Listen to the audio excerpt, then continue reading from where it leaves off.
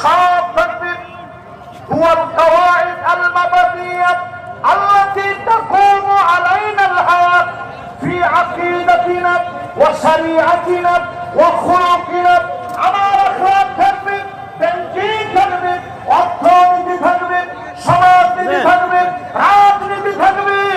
আমার অর্থনীতি সবচেয়ে চাঙ্গা হবে।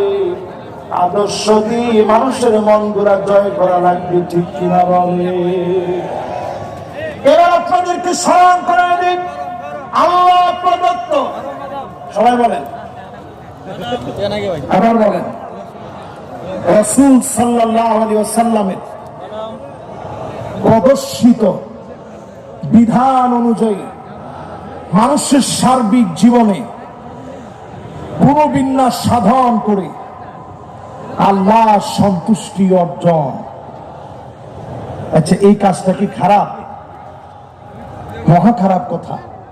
আল্লাহ প্রদত্ত মানে কোরআন যেটা দিচ্ছে, রাসূল সাল্লাল্লাহু আলাইহি ওয়াসাল্লামের প্রদর্শিত বিধান মানে পরিপূর্ণ সুন্নাহর অনুসরণ, মানুষের সার্বিক জীবনের পুনর্বিন্যাস সাধন। একটু মানলেন আর একটু বাদ দিলেন, তা হবে না। এই পুরাটা মেনে নিয়ে আল্লাহ সন্তুষ্টি যদি অর্জন করেন, এটাই তো একজন মুমিনের লক্ষ্য হওয়া উচিত, ঠিক কিনা বলেন? আপনাদের লক্ষ্য কি এরকম আছে? কার কার আছে একটু হাত তুলে দেখি। আল্লাহরে চান, রাসূলকে চান, জীবনের সবটা পরিবর্তন চান, এখন একটা তাকবীর দেন মন ভরে। আল্লাহু আকবার।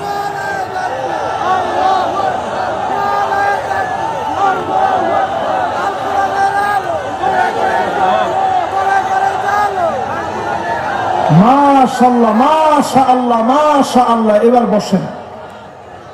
মাশাআল্লাহ, এবার বসেন। মাশাআল্লাহ, মাশাআল্লাহ, সুন্দর তাকবীর হইছে। এবার আসেন আমার ভাইরা, 3 নম্বর ইত্তেবাউস সুন্নাত, নবীর সুন্নাত পাই টু পাই মানবেন।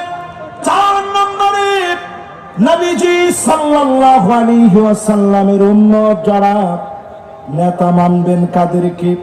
আল্লিবিতিলা, বালা মুসিবত আসবে, পরীক্ষা আসবে, যেই নেতা পরীক্ষা আসলে দল চেঞ্জ করে ফেলে না, বাতিলের কাছে মাথা নত করে না, এমন নেতা হবে কেবলমাত্র আমার নেতা।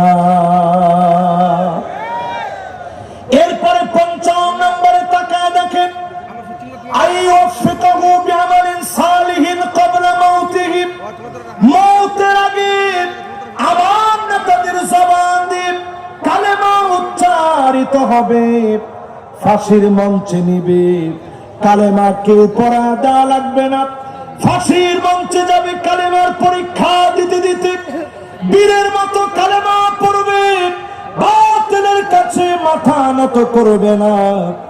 এমন নেতাদেরকে দিয়ে যিনি দিন প্রতিষ্ঠা করা দিবেন, তিনি কে?